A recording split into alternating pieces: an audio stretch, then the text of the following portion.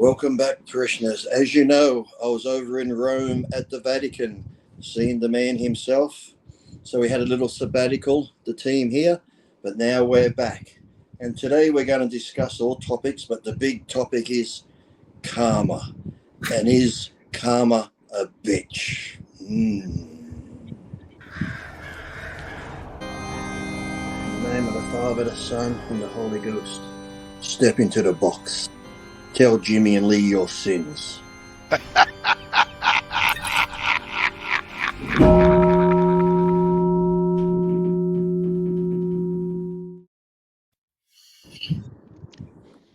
Amen. You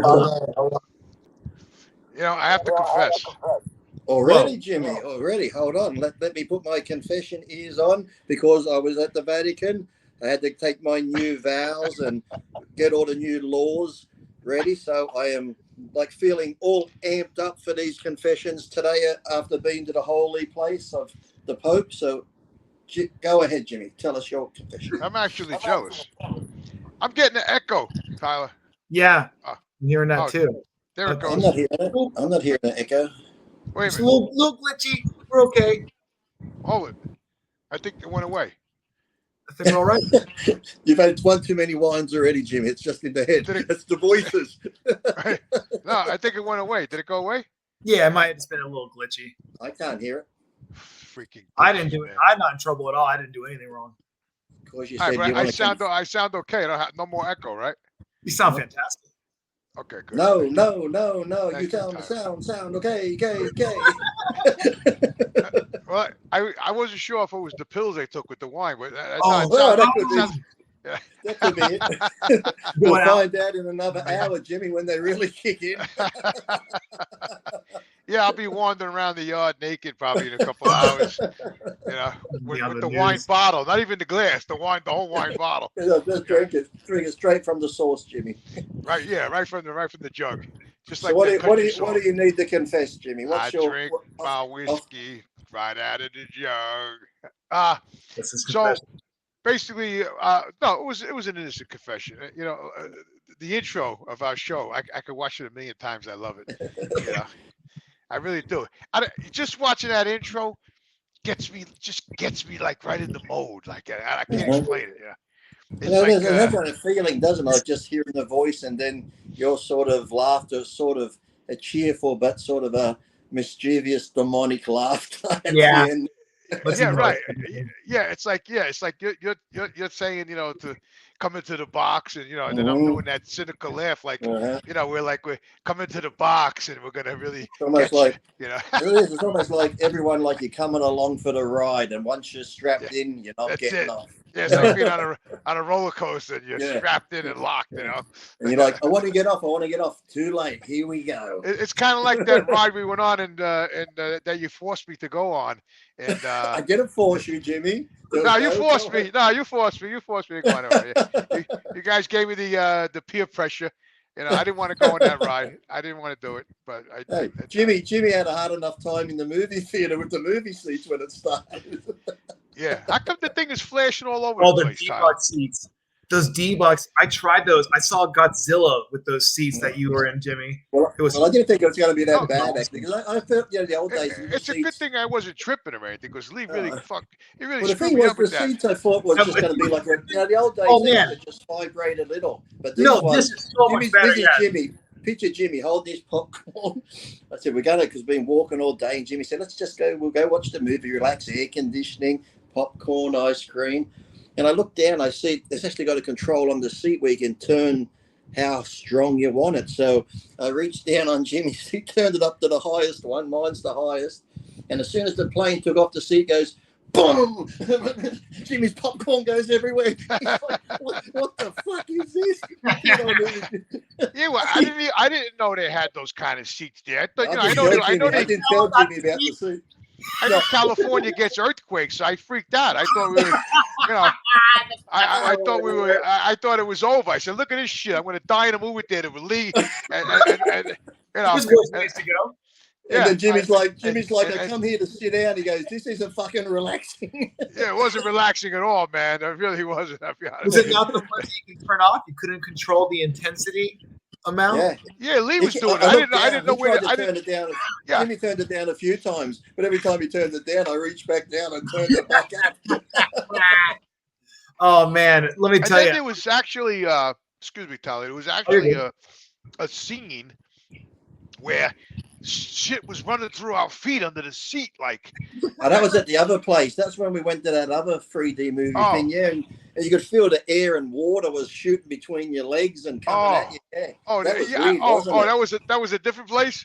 Sounds like that was at the Wax Museum, I think, and then they had that theater in there. Remember? And they had all the superhero stuff, and then you felt like water going between your legs, like being spat, and then that was great. That was the Pixar theater, right? Was that Pixar? Yeah, something like that. Yeah, that was weird. Yeah, I felt like stuff running through my legs, man. Yeah. It was weird, man. I put my feet up. I'm like, where's Lee taking me now? You know what I mean? Like, the guy's he's torturing me. He's walking the wrong way. We walked like 5 miles on Venice Beach to go to the stage where he was getting his indoctrination, which was really only 1 block that way, but we went that way. Yeah, it was 1 block. All we had to do was come out of the alleyway and make a left, but he made a right, and they kept telling him, Lee, are you sure? Yeah. We walked like miles. Now. That was only took an hour and a half to get back. Look. And then no one got mad at Moses, and they followed him for 40 years, Jimmy. So look on the bright side. We were walking and walking and walking. All of a sudden, Lee, it would look like that Tom Hanks movie, Forrest Gump, when he was walking for across the whole entire country, and all these people were following him, and all of a sudden I said, we're getting close to Santa Monica Pier, aren't we? Did you see that movie, Tyler? When Forrest Gump, he just stops, right? And he has his back to everybody. And he turns around and he goes, I think I'll go home, right? So that's exactly what that was like. Lee stopped and he goes, I think we're going the wrong way. I'm like, oh, my God. No, please tell me no, we're not going the wrong way. Yeah, we're going the wrong way. Oh, shit. Oh, my God. That was torture. Yeah, but, at least we got to see Venice Beach from one end to the other. Then we went through that hallway with all the flashing lights and all that shit that was going on with that. What the hell was that thing that we went through? We were going like, huh? Was that in the museum, to the Wax Museum as well, where that was going on? All I remember is being online for like 2 hours, and we just finally got into like these hallways. It looked like they had like sirens. Was that going on to the That could have been going on that new Star Wars ride, was it? I think. Remember? Either that or was the Transformer ride, right? That was what the line. It could have been the Transformers one, yeah. Yeah, it was like online, Tyler, for like hours, and then we were on the line outside, and then we finally got inside. We're going through the door, and I'm saying, oh, thank God, we're getting into the building. It was another hour and a half. And I'm going through all these cement walkways with spinning sirens going off, and I was losing my mind, man. I was like, by the time we finally get to the ride, and the thing is like going like straight downhill, and oh my God, I said, I'm too old for this shit. What am I doing in this ride? I haven't been with you're enjoying yourself. That's what you were doing. Yeah, we had fun. It was fun. We all saw like the Star Wars, and we saw.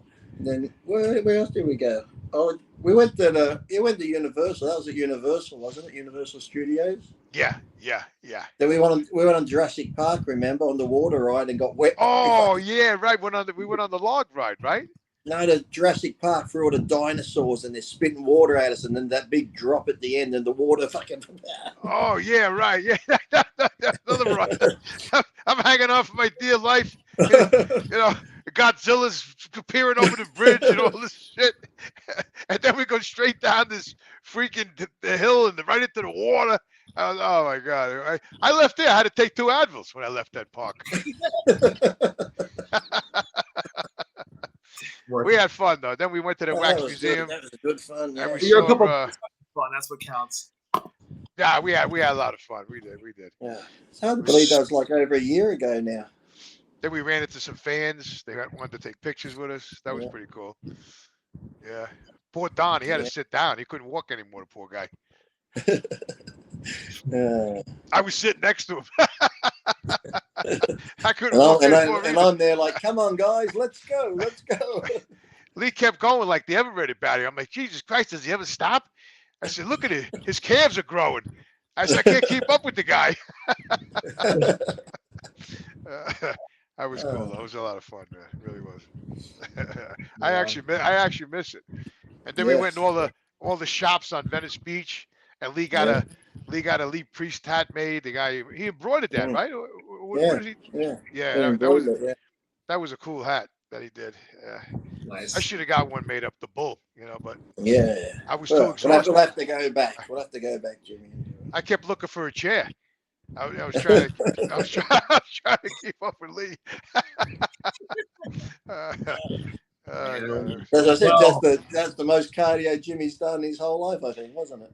Yeah. As a matter of fact, Dave was even making fun because on the phone, doesn't it record your and they were like, Amanda, he's like, Amanda does that every day. Yeah, right. Oh, you saw that, Tyler. Yeah, right. Yeah, because like the month before I had like minimum steps, and then the week I was with Lee I had like 10,000 steps. And then when I got home, the steps were like this when I got home, Jimmy's normal day 200-300. Right, Hopefully 50,000 back to 200. The freaking graph was like this. I was like, I'm surprised I didn't get a heart attack. You know what I mean? I'm not used to all that walking. Good thing I had a good pair of sneakers on, and I was surrounded by good friends, so I made it through. It's like we're encouraging. It's like, when you go on those marathons and you got to encourage your friend to keep going. You're almost there at the finish line. Exactly. That's exactly. But Jimmy's thinking every time we get there, he keeps moving the fucking finish line. Yeah, right. Oh my God. You just got to keep the dream. It can be a lie. Jimmy, we're only going to that store on the corner there. Then when we get to that store, like, oh, there's another one down there. Jimmy's like, oh. I was like, oh no, man, please. Then we get back to the hotel, and Lee, I don't know, was it the same day or that night? I forget. So Lee, I was downstairs waiting for Lee. We were gonna eat something for dinner, yeah. And I'm waiting, and I call him. I go, where the hell are you? He goes, I'm coming. So he comes downstairs, and he sits down by the tent. He's sweating like crazy, And I'm like, what's wrong, Lee? He goes, I said, when's the last time you ate? He goes, I don't know, 10 hours ago or something. I said, I said, you got it. So he tried to order, like, I don't know what you want, a little hamburger or something. I said, there's no way you eat. Yeah, I said, no, we're getting steaks, man. You ain't getting no hamburger, And I ran over to the guy and said, change that order, man. We want T-Rex steaks, medium rare. You know what I'm saying? That was good. And then Jimmy couldn't believe it once the steak was put there. And he looks up, he's like, where's your steak, Lee? He's like, yeah, it's gone already. I thought I was a fast eater. No way. Man, I could go for a steak right now. Yeah, I turned around. I took a few bites, and then I looked up at Lee, and he was on the bone was in the dish. I'm like, where'd the meat go? You like the That was good. It was good steak, man. Then they actually had a food truck out back. I don't think we. Oh, that was good. Yeah, that food truck we had there too. Yeah. Yeah. Did we get something off that truck? I forgot. Yeah. It was was it like a Chinesey type one, wasn't it? I think. Yeah. Yeah, it was something like that. Yeah, it was huge, man. And I was parked down in the back of the hotel. It was pretty cool. That was pretty cool. And then I think I was sitting out there, and Jimmy's like, "It's fucking cold. Sit under the heater." I'm like, "It's beautiful. What are you complaining about?" I gotta say, hanging out with Lee for the week was like being in the military, man. It really was. I felt like I was back at boot camp. Oh my God. The walking, the cold weather training we did out and back. No, Jimmy's like, I love you, Lee, but I can't wait to get home for a holiday. We had a good time. It was very sad actually to leave each other. It was, Just like we were in Jersey when we. I know. Then after I left, I had anxiety for 2 nights. Yeah, it was like actually, that's how it is with good friends. I mean, when it was the last day and we were getting ready to leave, we did like the long goodbye thing. And then we still stood there. It's like no one. It's almost like, no, you hang up. You hang up. No, you go. Yeah, no, right. Yeah, like, yeah. We're both standing near the car, and I'm slowly walking back. Jimmy's walking to the car, but then we come and talk again. Then we slowly walk back. It's almost like, and then he hops in the car like, I can't believe he's really leaving. Well, it's funny that you guys. Maybe he'll go around the block and come back. Then it was getting cold out, so I started the Jeep and I put the heat full blast. I left the windows open so we could lean on the car and get the heat. Wow. It was getting cool out. Yeah. So we had a lot of fun there. It's funny that you guys mentioned this because homosexual romance ties into almost all the confessions tonight. It does. Yeah, a bit about like half. Should we get into one? Should we just start? Why are you implying that because Jim and I are good mates? Yeah, I kind of take a little offense to that time. I just needed to transition from all the anecdoting. We needed to get it, get it on with. I don't know. Me and Lee talking about best friend stuff, and you turn it into gay. I mean, that's not really nice. Now he's got us. Now he's okay. Ty, next time we go back to Vegas, Jim and I'll go get married. Then how's that? Yeah, right. How about that? Can I officiate it? Yeah. Yes, you can. I think that'd be beautiful. We need a witness. We gotta have a witness there. You gotta have a witness. Lee, I swear, it's like you talk about good times and our friendship, and it's got to turn gay. Someone's always got to put a twist on it, or it's like that's how it is, man. It's really a light little transition joke, no pun intended. Wait a minute, what did you say? A white trans? Now you're calling us white now? It was a light little transition joke. Hey, Tyler, the medication's kicking in now just with the wine. Just about now. I'm gonna hear a lot of, I gotta say, I'm offended, Tyler. All right. I thought he was calling us white for a minute. I thought he was getting like racist on us. Oh my God. Man, no, come on, right. You said right. You said right, not white. You said right. Okay, I got it. I'm English. Don't call me white. I'm English Australian. Thank you. I digress. What kind of wine? You're drinking white wine too. You racist. Yeah, what kind of? Yeah, the white wine. Is that a white zin?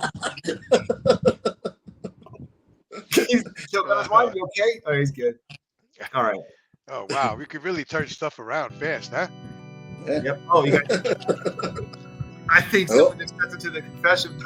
That was cheesy. I won't do that again. But I will read a confession. Who do we have? Yep, we're ready. All right, here we go. Dear priest, I'm from India, and when I was in high school, one day during the recess, I saw two guys from other classes kissing each other on the bench, laying down. This frightened me, and I told about them to my friends, and from there, this news spread became the hot gossip, clearly, all over the whole school. I feel bad for them and just wanted to get this off my chest. Love the show with the three legends, Tyler, Lee, and Jimmy. Keep up the God's work. All right, guys. So he's from India, he was at school, and saw two, I guess, at school, was high school or primary school, so we don't know the age, do we say? Let's say teenage years. He saw two teenage Indian boys, I guess, kissing each other. Well, it's not really a confession. I guess he's confessing because he told people and they made fun of him. But sometimes, some guys don't admit to it. But I guess sometimes when young people are coming up through life, they explore their sexuality. I know girls do it more common than guys. Some girls could have a little romantic twist with their girlfriends and people don't think nothing about it. Most guys go, "Oh, that's hot."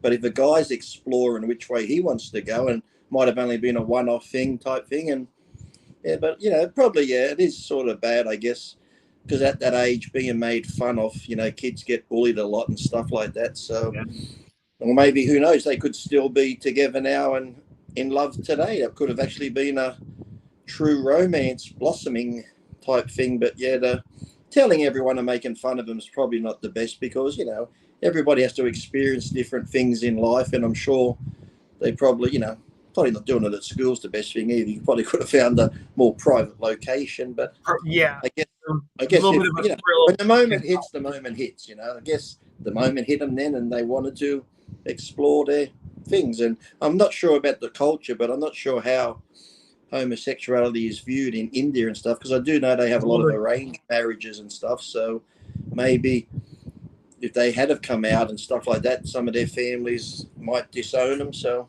it's a hard situation to be in, I guess. Oh, can you turn your fan down a smidge, Lee? That might be getting a little bit on the speaker. I'm not really sure I understand. So he's saying that he witnessed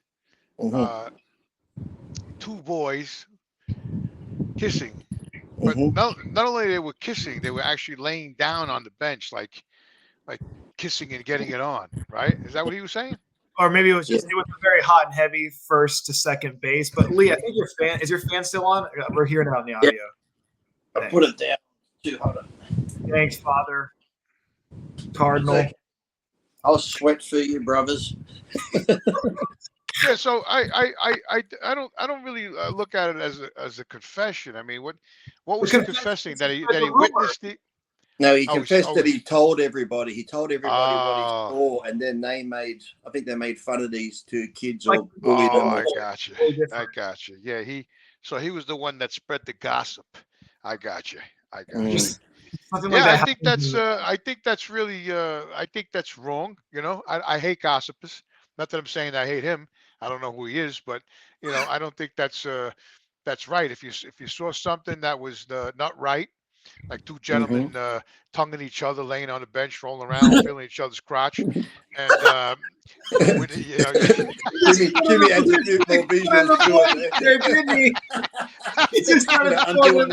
it. Undoing their fly, pulling their dicks out. You know.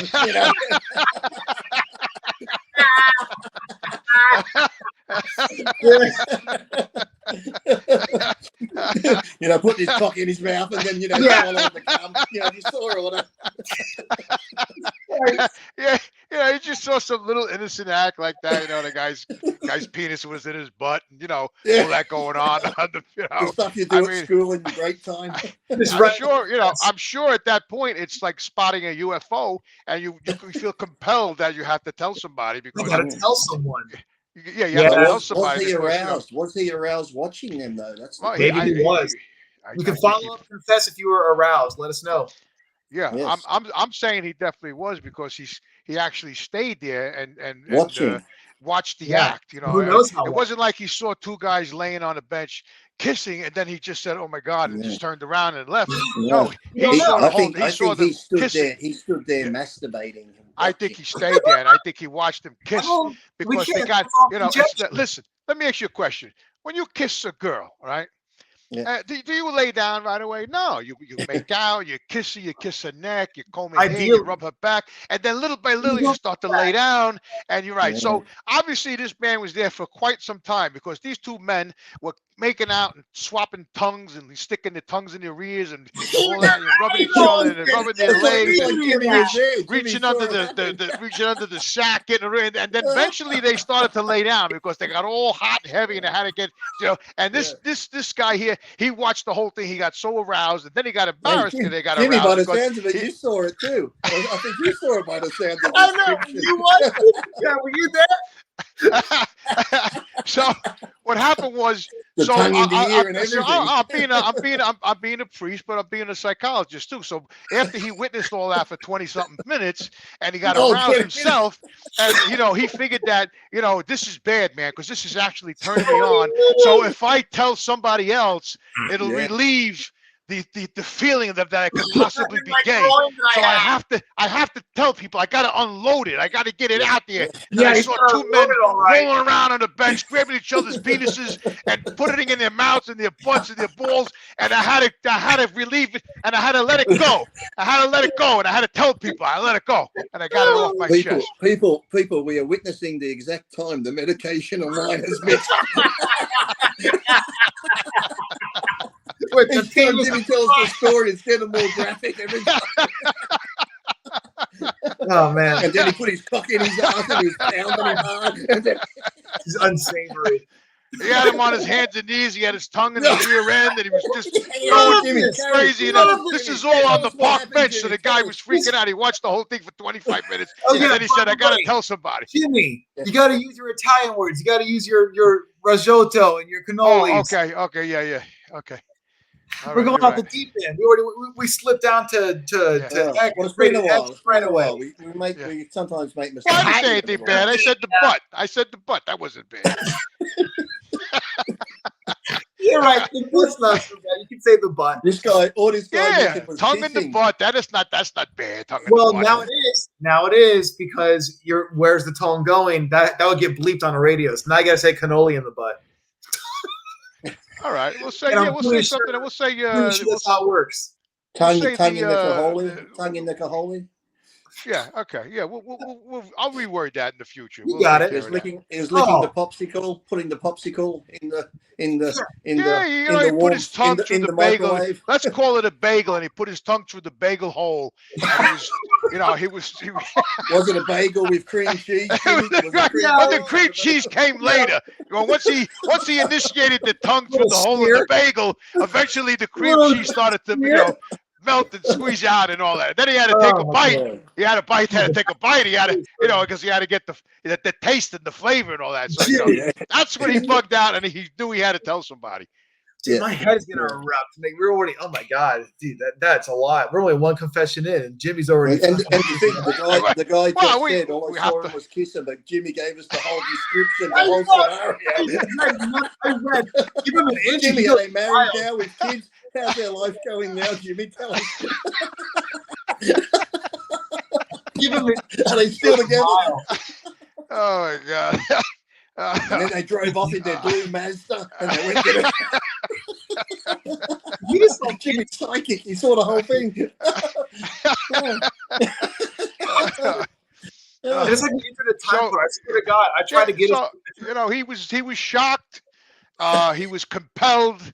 And he was actually nervous of his own sexual preference because he saw he actually. Because he watched for 20 minutes. Because he watched for 20 minutes, like you said. Well, yeah, because he just. At least 20. Jimmy said 20 minutes. That was 20 minutes. Yeah. He couldn't look away. He couldn't look away.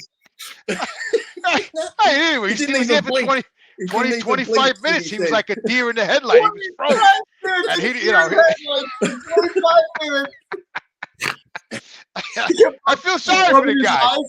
Look, I totally understand that he had to go run and tell people. It was like seeing Superman fly across the sky. You have to go. You got to tell somebody. Yeah. You can't keep that in. It's like, who can I tell? No, you can't keep that in. No, he got so excited when he saw the erections and the exchanges and the in and out and the bagel hole and the cream cheese. He went berserk. Okay. So they all live happily ever after. I know. What's the verdict here? What do you have to say to this guy? I don't know. I've got Jimmy's description stuck in my head now. I don't know what's happening. I want to hear if they got married and had kids. I want to hear the rest of the story. Oh my God, I gotta take this sweatshirt off. I'm sweating. I'm laughing. Listen, so I think looking at the verdict immediately, I think that we're gonna forgive him because we understand the pressure and the shock. So I think Lee and I are gonna forgive this man. Yes. We're gonna let him go and do his thing because he probably went home and masturbated for 2 hours, and he got it out. He let it out, and Lee and I think that he did a good thing. And the next day, the three of them all sat on the bench together. Right, exactly. Yeah. All right, perfect. I actually think, he went to the video store and he started buying gay DVDs. I think that's what he did after that, right? Yeah, because he said, you know what?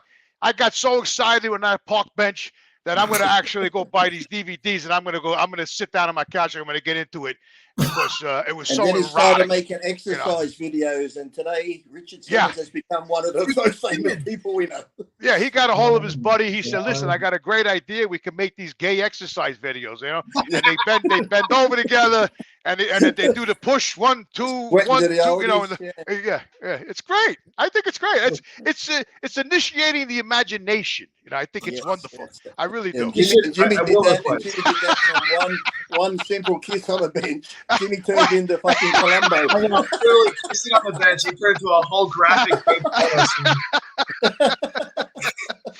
Well, listen, we are here to elaborate. Lee and I are priests. Lee's he's a certified priest, and when he went to Rome, he had permission to authorize me. He asked the Pope if Jimmy the Bull could act on his priesthood, and he got the authorization. So when Lee came back, the Pope said, when Jimmy feels that divine power coming through him, just let it out. Exactly. So that's what I'm doing. doing. And it's a beautiful thing. Well, I want this.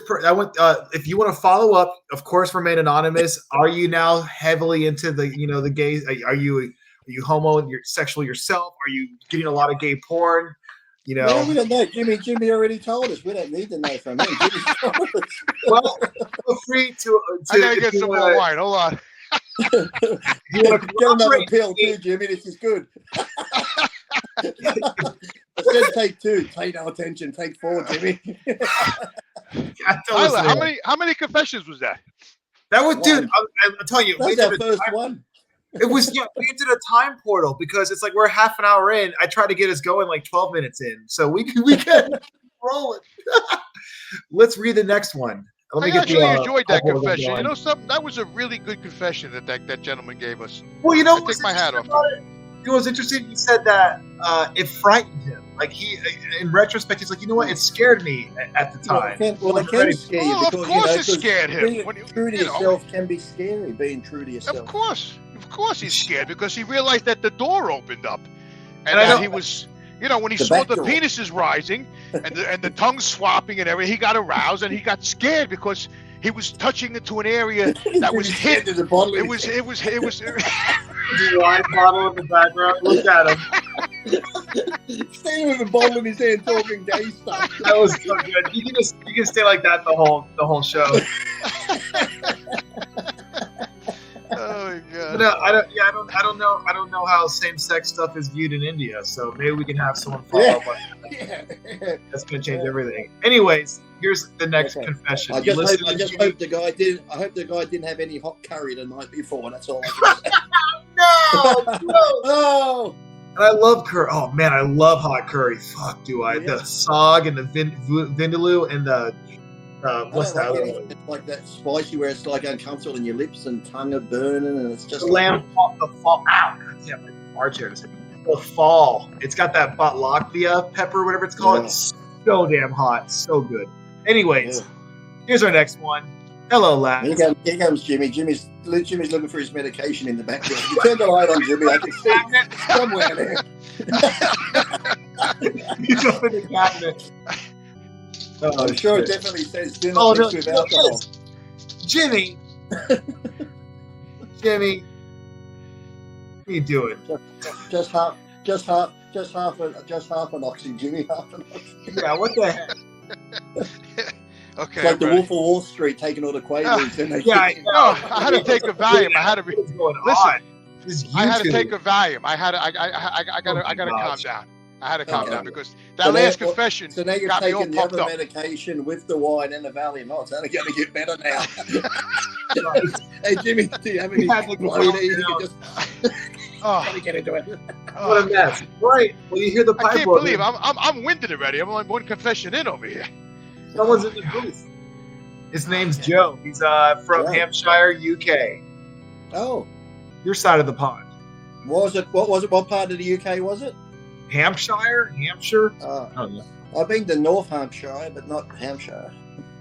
Well, that's They have a New Hampshire here in New York too. He's 32. We're the same age. 32. I have a confession. I need to get off my chest. I'll just share with you guys, hear your opinions. I'm a 10-year plus fan. Really appreciate you guys. Seen all the content many times. Laugh out loud. I've been to Thailand, oh boy, multiple times. And before you make the typical comment, I'm strictly talking about real women here. All right. We give him that.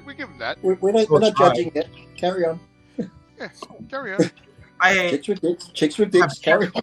Okay. I've kept in touch with some of these girls I have met while traveling over there. I'm really into Asian girls. But I have a Filipino girlfriend here in the UK. She's a great girl. A real good one. with a heart of gold. If I was smart, I'd keep her, but I'm young and I want to travel more. You're not that young, dude. And so we will see. Wait a minute, did we read this one before? No. Oh, okay. That's the Valium kicking in there, Jimmy. Just relax. You just listen, you. Yeah, my confession is, here's his confession. Okay. I end up having phone sex with these Thai girls from time to time. It's very addictive as they are very naughty and do anything I ask. I got news for you, buddy. That could be anyone on the phone line. I don't know if they're really a girl from Thai. It's like a drug I can't kick. I'm sure you understand, laugh out loud. I'm an entrepreneur with a bright future ahead of me here. I have multiple business. I'm also into bodybuilding and love the lifestyle, following Lee and all the boys, listening to their wisdom to make the best version of myself in the gym. Regarding hard work, discipline, diet, and mind muscle. Okay. Also, thoughts on porn being progressive? Ended up stuff you're not really, you end up on stuff you're not really into. Just search something. So he's got two confessions. One thing is he can't stop calling what he thinks is Thai girls for phone sex. The other is he's into quote unquote progressive porn where he's just searching stuff that he's quote unquote not really into. Yeah. On Pornhub. All right, there you go. Jimmy, you can take this one away first, Jimmy. I have to confess. Uh-oh. Yeah, okay. I really don't know what the hell you just said. All I Jimmy, got out of the I'll whole break it thing down. was... I'm going to break it down. Yeah, please, break it down for me, Lee, because the way Tyler was bleeping everything, it confused me. I didn't bleep anything. Okay, here we go. I didn't bleep anything. Here we go. I'm going to break it down. He's 32. He goes to Thailand. He likes the Thailand girls because they do anything. He comes home. He has a Filipino girl who he really likes and stuff. Yeah. But even though he's got this good girl at home that does anything for him, he's having phone sex with the girls he met in Thailand. And his other confession is he's watching porn and he's going down that rabbit hole of watching porn that he doesn't even really like or interested in, but he's watching it. Oh, so he's not just calling like a Thai phone sex line. He's calling those Thai girls, you think? I don't know, but he just said the phone. I thought it was those girls. I thought it was the girls he met.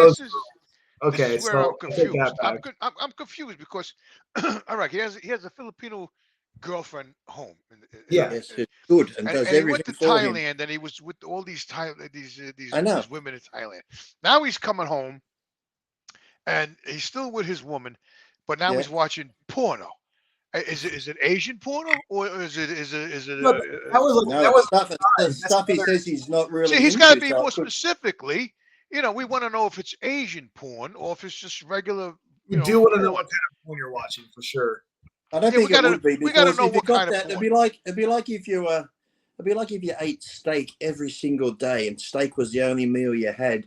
You'd want chicken. So if you've already got the Asian at home and you went to Thailand with the Asians, I'm sure the porn is something different. That's why it's probably, I think it's something naughty by the sounds of it that he shouldn't be watching. Well, you're assuming this. You don't know for sure. Well, that's what he said. That's what he sort of said. He goes, the porn is sort of something that is. No, what's happening to him is that when he went over to Thailand for whatever business or whatever, why he went over there, and he elaborated with the Thailand women. Right, it opened up a door. See, this is what this is all about. This show is all about people confessing because they're opening up that forbidden door. Okay, because normally, you're not going to talk about stuff, right? So if you confess something, you're opening that forbidden door that no one's supposed to know. It's a dark place, and that door opens up, and you let the information out. Because so what's happening to this gentleman is that when he went to Thailand, and now he's home, Now he's out of his mind. He can't get enough of the sex and all the anal and the this and that. So now he's got to watch porn too because he went over the edge now, and he don't know how to another level. It's like a hayfield. Like he threw he lit a cigarette and he threw the match in the hayfield, and all of a sudden the hayfield caught on fire, and now it's getting bigger and bigger, and he doesn't know how to put it out. So this is what he's confessing to us. This is exactly what happened to this man. So I'm going to tell the guy right out, let the field burn out, and eventually you'll be back to normal, man. So just let it run its course. Watch the porno, go back to the Philippines or Thailand, whatever you got to do.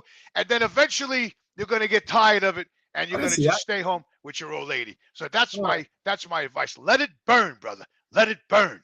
Yeah, get it out of your system. Get it out of your system, brother. Okay. Yeah. And maybe why, if he's watching this type of porno and he's got the Asian girlfriend at home, why can't he get her into it? That way it can be exactly like real life, like 3D. What's happening on the TV is happening with you because you've got the same type of person I was gonna touch on that, but I don't know if I should have. But yes, I think what he should do is talk to his old lady. I think he should talk to his woman and say, "Listen, honey, get some wine. Sit down.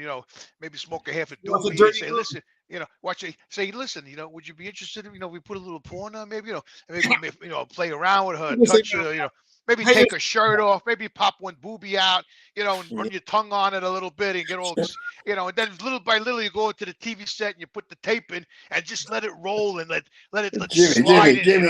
Jimmy, we're online. There's no tapes we're putting in anymore. You're going back too far. We're just clicking on Pornhub. Clicking on Pornhub, Jimmy. Real fucking wrong, Jeremy. So that is my suggestion is, if you open this door and you found some excitement behind that door, my suggestion to you was to dive in there and just pile right, even if it's dark, man, even without the headlights, just hit the gas, man, and just keep going. Yeah. You heard it. You heard it from the fathers. Floor it, buddy. Go for it. Listen, you never heard that saying? When in doubt, punch it out. We have now. Oh man, that's a famous quote by Abraham Lincoln. And that is my second glass of wine, half a Quaalude advice to you. And a Valium. And a Valium. That's a hot take. Oh, he also had a blue heart for us. So there you go. Oh. Listen, we love the guy. We're not saying anything bad about him. He loves you too.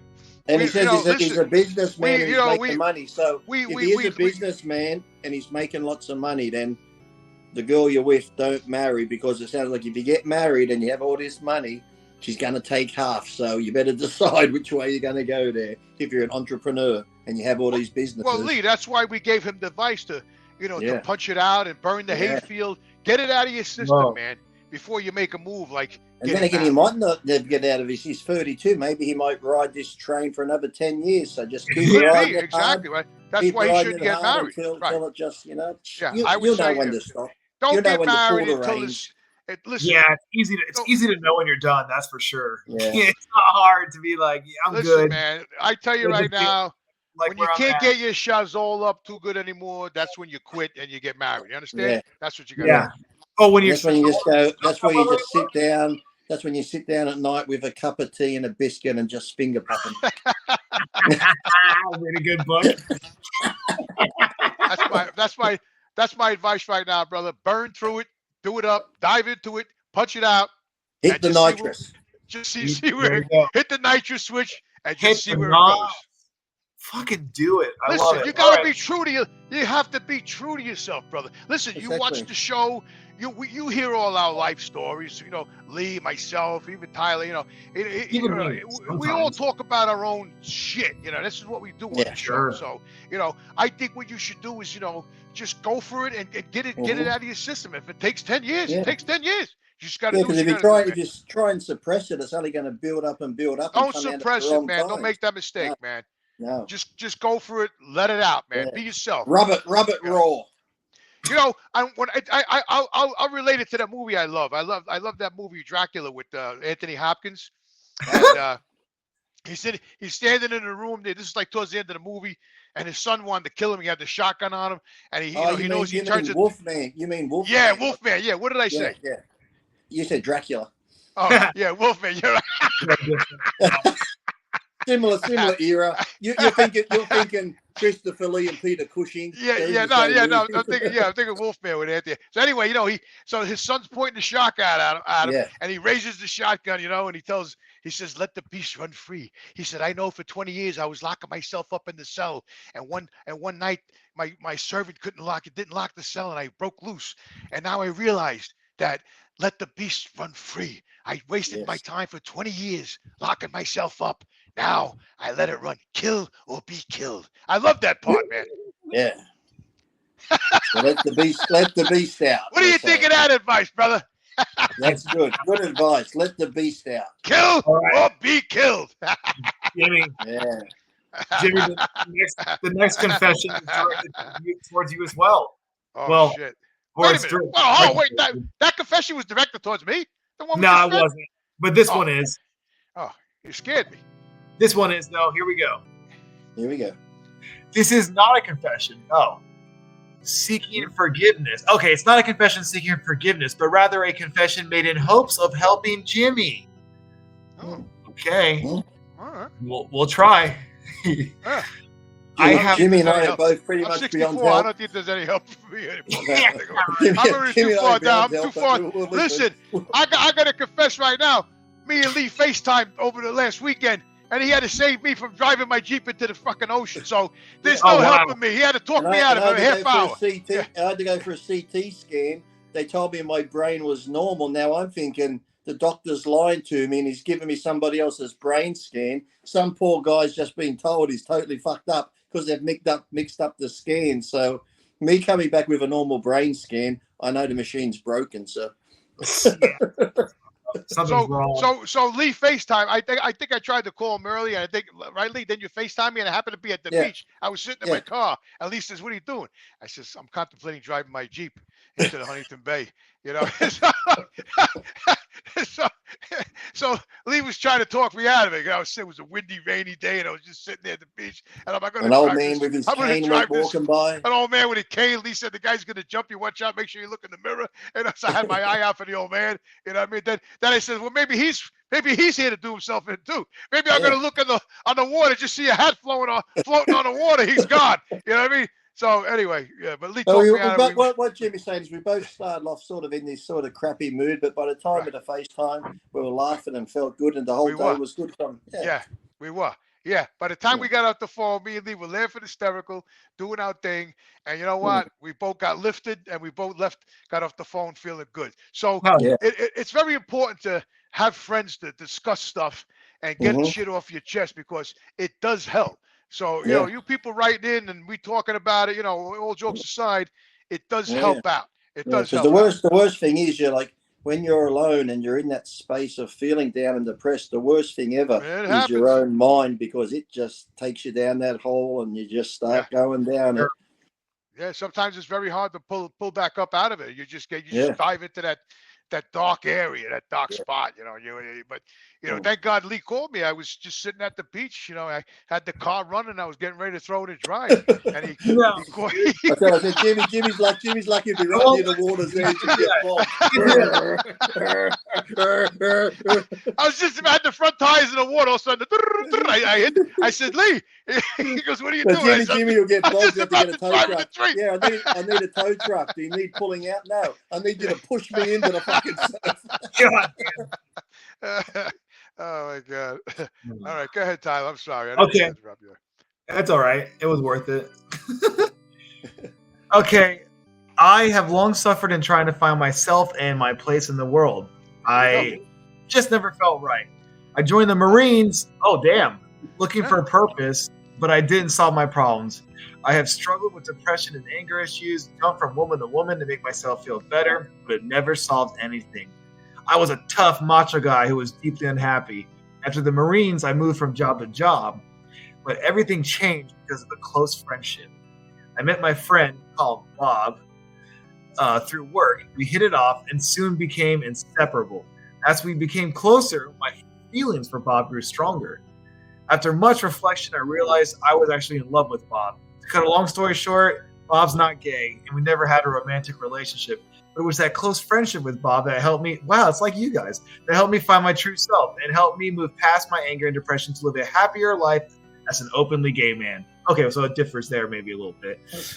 But hell yeah, I see many, many similarities between myself and Jimmy. I see the way he talks to and looks at Lee. Oh man, dude, I swear to God, I'm making this up. Jimmy. I swear to God, I'm not making this up. Wait. Back up there a minute. Making this up. Wait, back up there a minute. What, go back about like 5-6 lines. What was that? I see. You see the way you look at me, Jimmy. I see very similarity between myself and Jimmy. I see the way he talks to and looks at Lee. It's the same way I acted with Bob. I was angry, just like Jimmy. The military, the women, the unfulfilling life. It's all the same. I blamed others for my problems, just like Jimmy. I think it is time for Jimmy to come to terms with who he really is and what would really make him happy. While Lee isn't gay, which he knows too, apparently, he would support Jimmy in coming out. I hope Jimmy seriously considers things. I'm here for you, Jimmy. Oh, dude, Jimmy's fucking dumbfounded right now. That's a serious confession right there. Jimmy, before we go, is there anything you need to confess to me, Jimmy? Yeah. You need to step out of any rooms? Small. Here's the time if you need to tell me you love me or something. I'm gonna have to think about that there for a little while. That was very deep. That was very touching. But while you're thinking, Jimmy, I'll take over and say, well, I'm glad him and his friend Bob are still friends. We'll call him Bob.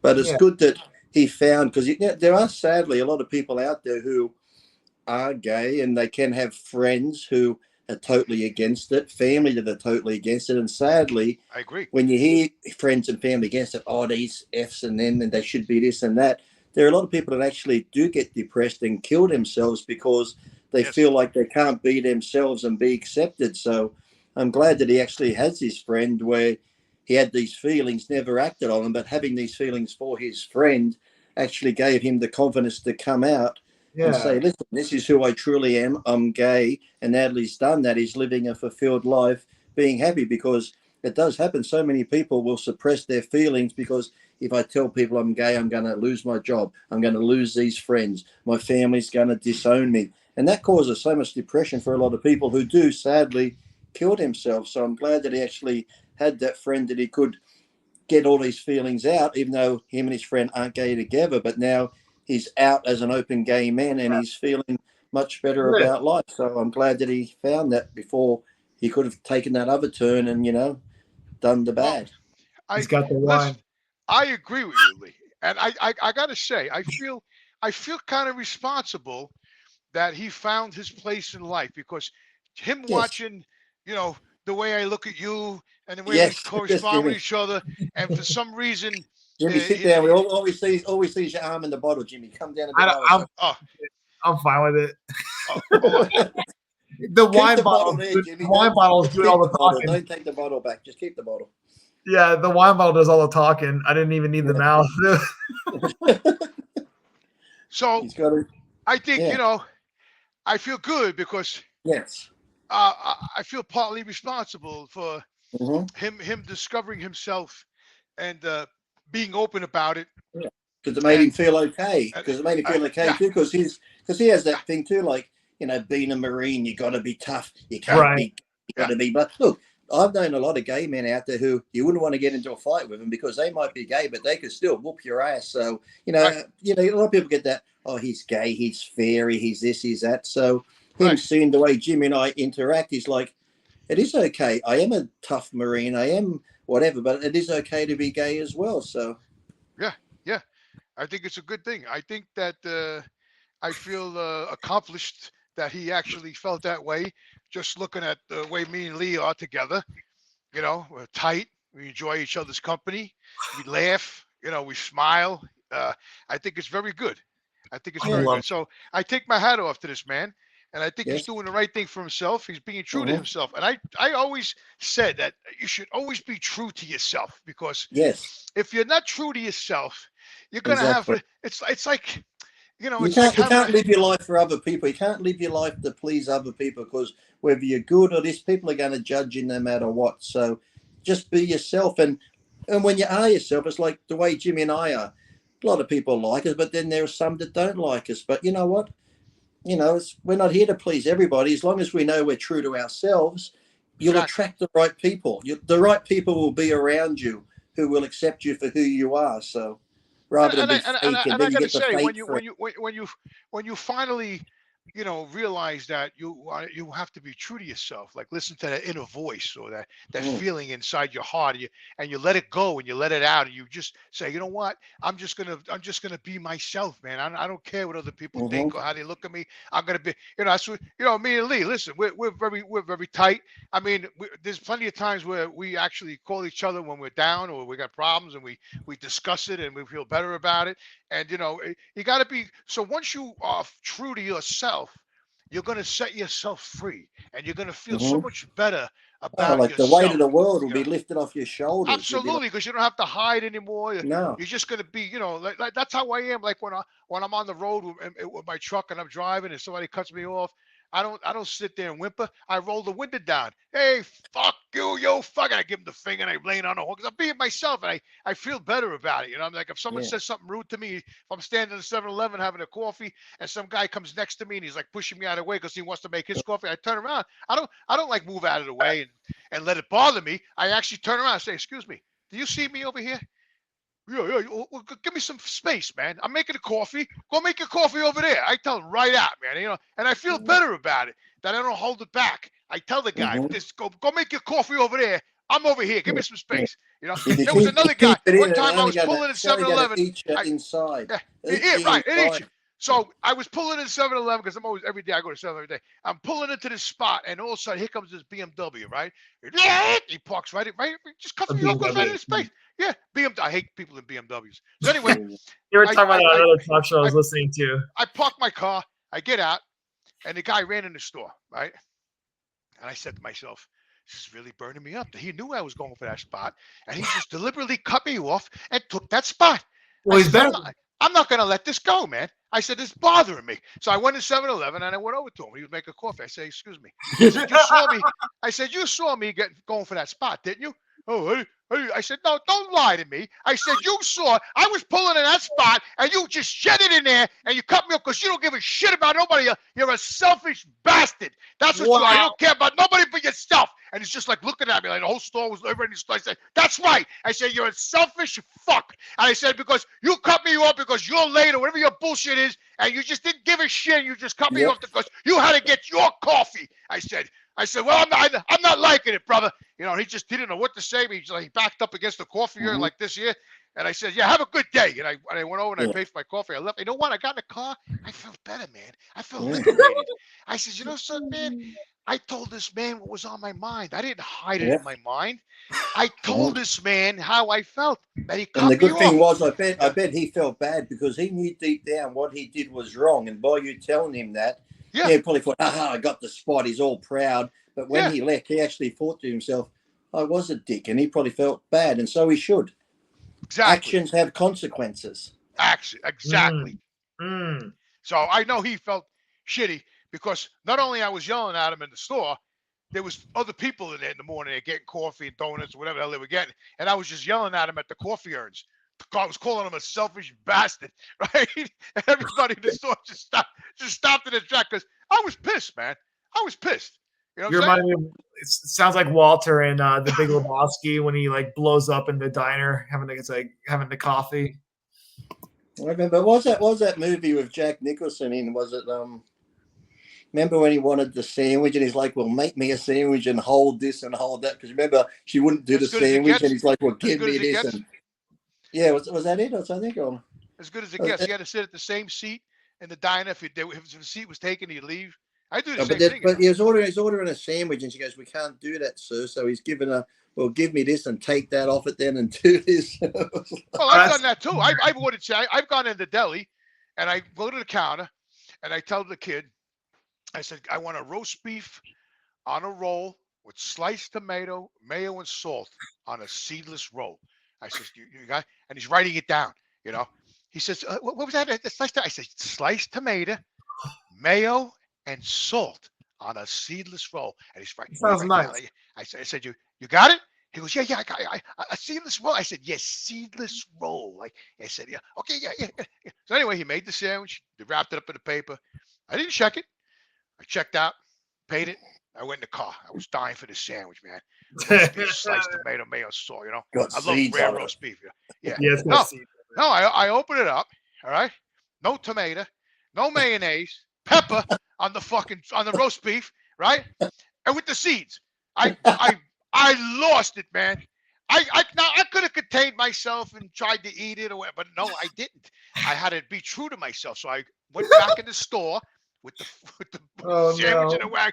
I walked in, everybody was still online, paying for their and I took the sandwich and I threw it behind the counter. Went right past them, hit the wall, the roast beef went all over the place. And I was so mad. I said, listen to me. I did do that. I said, I ordered a sandwich, a roast beef, sliced tomato, and mayo with salt. The guy wrote it down. How hard could that be? I said, I want to. He goes, calm down, son. Take it easy. He said, you can't come rolling here and throwing stuff around. I said, well, I did. And I want a sandwich. I want a sliced tomato, mayo with salt, roast beef on a seamless roll right now. And the guy made it, and I left. Well, my wife calmed me down yesterday. It wasn't as bad as that, but she goes, I had to go pick up the Camaro. I've got a new starter motor. I get home. She goes, would you get me Hungry Jacks? So I get home. She goes, I'll come for a drive. So I thought, that's nice. The wife and I will go for a drive to get her some takeaway. She goes, we go for the drive. I said, I'm not sure what I want, so I'll go in. So I go in and order hers. I think it was a junior Whopper with cheese and this and that. They say, what size would you like? I said, I'll get her a large because she likes the large chips and that. And I get her a box of onion rings. I just get myself a grilled chicken and a thing. It comes to me and I get it. And as I'm walking to the car, I'm like, the drink's like a baby size. And I get to her and I said, I asked for a large and they're giving me this. She's like, it's okay. I'll take that. I said, check the docket. Does it say large on the docket? She goes, yes, but it's okay. I'm like, I'm going back. She's like, no, honey, come on. We've had a nice drive here together. Don't go in. So I just hopped in the car. But all the way home, I'm thinking, I asked for a large. There's large on the docket. It was keeping me up because even though the drink was like, I wanted to get my wife the large. That's what I asked for. And they give me the small. But she's like, Lee, just hop in the car. Let's go home. We've had a nice time. Let's go home and eat the food and be together.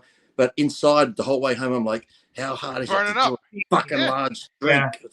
Yeah. Well, Lee, that's the point. The point we're trying to make here is you gotta be true to yourself. If something's gonna, and I wouldn't have been rude. I would have just went back in and said, "Excuse me, I got the large chips and the burger, but you've given me more drink by mistake. I want the large for it."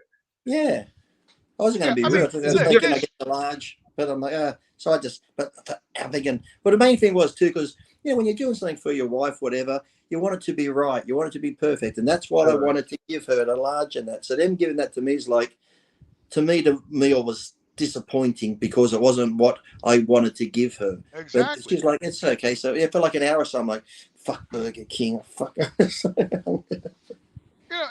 man.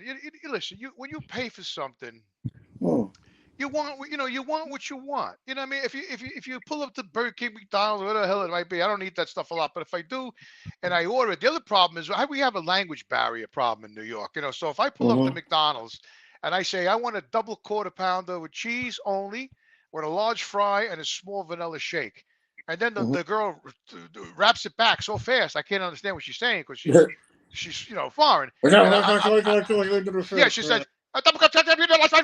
said, what was that?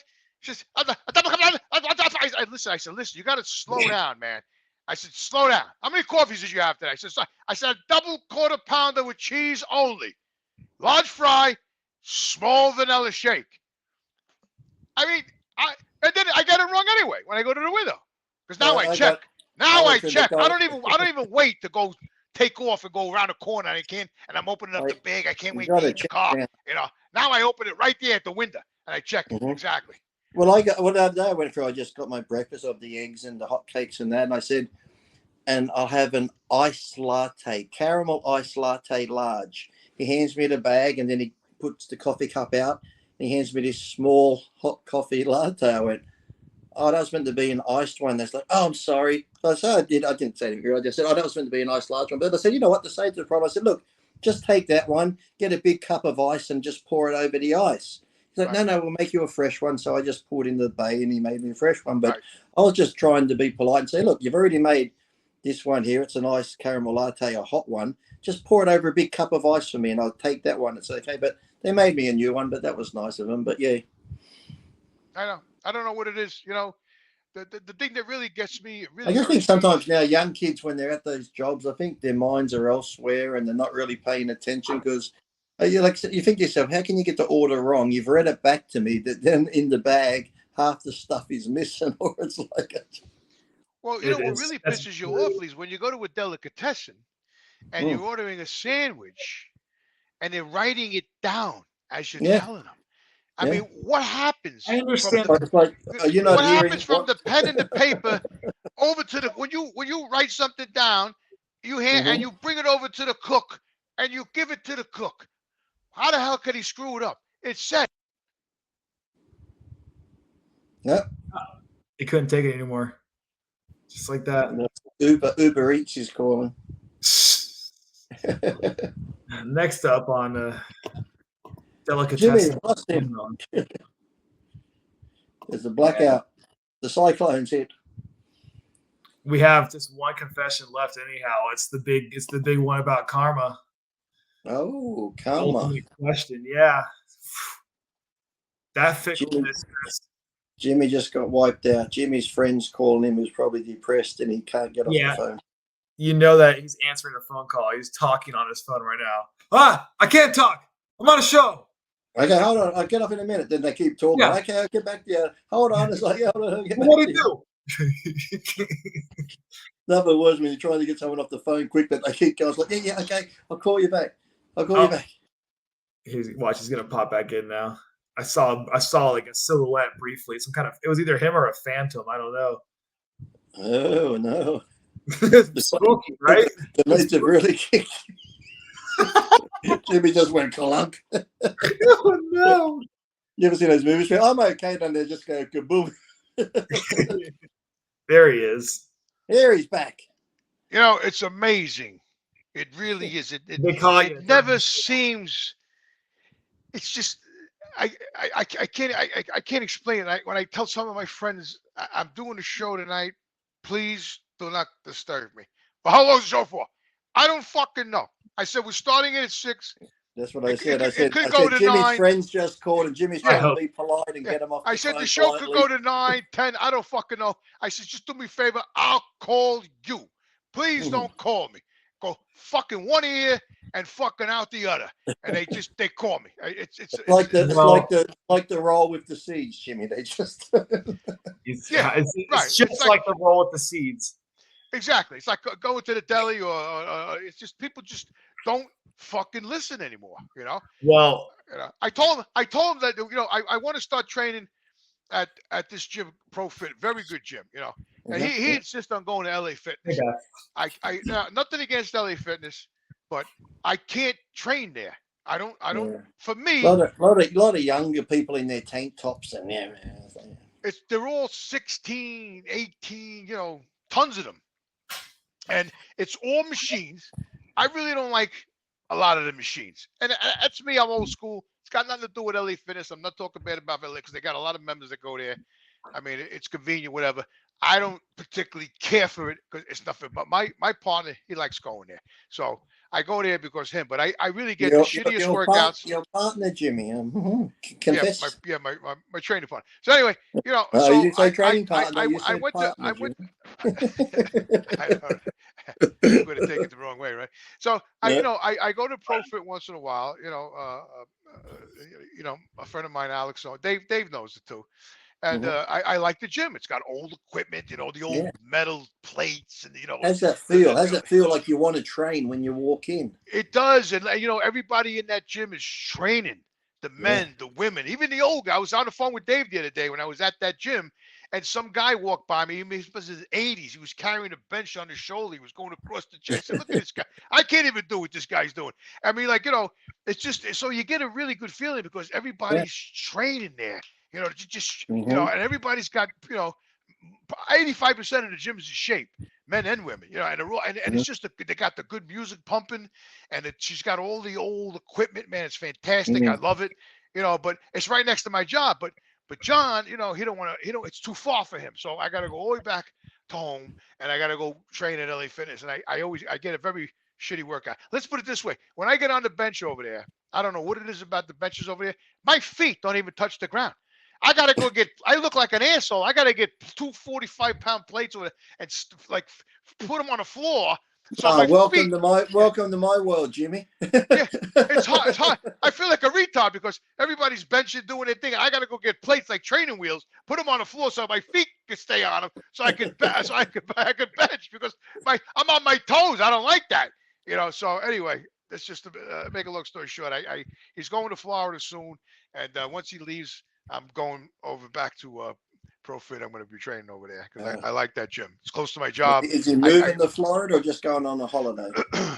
No, he's going to go down there for the winter. He's got a house down there, so he's going to jet down there and stay there for the winter. And I'll do my thing at ProFit over there. I'll join it again because I had a membership there for 3 months. I let it go, but I'm going to go back. Because I get a good. It's 5 minutes from my job.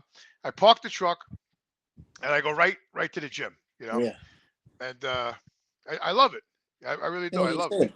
That's why you have those gyms where you walk in, like you said, you want to feel like training. LA Fitness and those type, like you said, they're good gyms, but some are a bit sterile. It's more of a fitnessy type center, more of a social. I don't like it. I don't like it. I like. It's kind of like the gym when I met you in Jersey. That gym there, it's kind of had the same feeling. Gym, it has that feel. Right, exactly. Had that same feeling. Hardcore. Mm-hmm. And listen, and again, the people in there too, it's the people too, they're in those gyms, like you said, they're friendly, they're training. You go to those ones with the younger kids, no one talks to each other, they just give you dirty looks, and you feel like, oh, no one here's friendly. Like that one in New Jersey, I went to a Poland gym the days I was there was older gentlemen there, and I'm chatting to them, we're having laughs. It's like I've known these people all my life, and I'm chatting to people I just met. It's like they just have that, almost like a family group atmosphere where everyone's there to train, but everybody. Yeah, when I first went over to go meet you over Jersey, and I walked into that gym, I immediately got that feeling, of the training, the hardcore, the shit I grew up with. That's what I like. I don't like the social scene. I'm not there for the social. I'm there to train, and I want to be among people that are taking their training seriously, and that's what gets me going. And that's why it's just like that gym we went to in California, where what's his name there, Fletcher. We went to go see him. Remember? Fletcher, yeah, that was an awesome gym. Yeah. I mean, as soon as you walk in that gym, you got the feeling of you just want to start training. You know what I'm saying? Like we're watching that. We're watching them doing that strict curl contest, but you're looking around thinking, I feel like going to do a set on something while I'm watching. Yeah, no, exactly. That's what right. When you were doing your thing up front and I was hanging in the back, I was looking around. I says, man, I feel like doing some lat pull downs or some dumbbell, because the gym had that feeling. I mean, I'm all about that. But then that's another good. That just reminded me. Then we had the good day. We went to the shipyard and we went on all the ships and stuff like that. Yeah. I got lost a couple of times. Yeah. Jimmy, where are you? Jimmy, what deck you on? That was cool, man. Out there in California, it really was. I had a lot of fun out there. Yeah.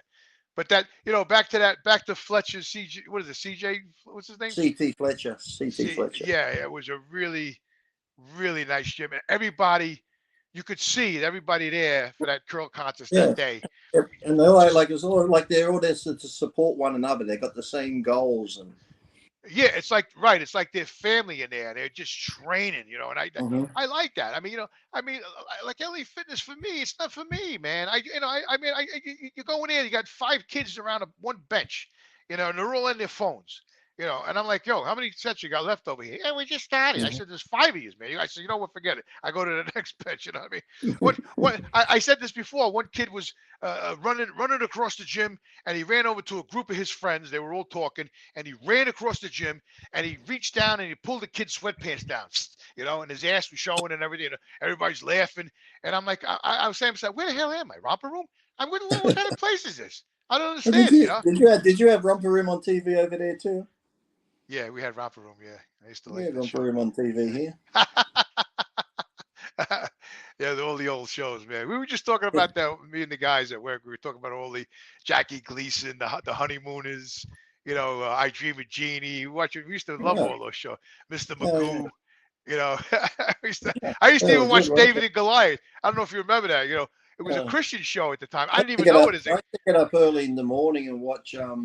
Remember the Western show, The Big Valley? Yeah, The Big Valley. I remember that. Yeah. Danger Man. There was one called Danger Man. That was remember Bonanza with Horse?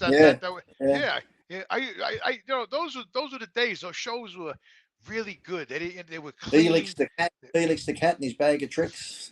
Felix the cat, Captain Kangaroo. We were talking about the Jensens.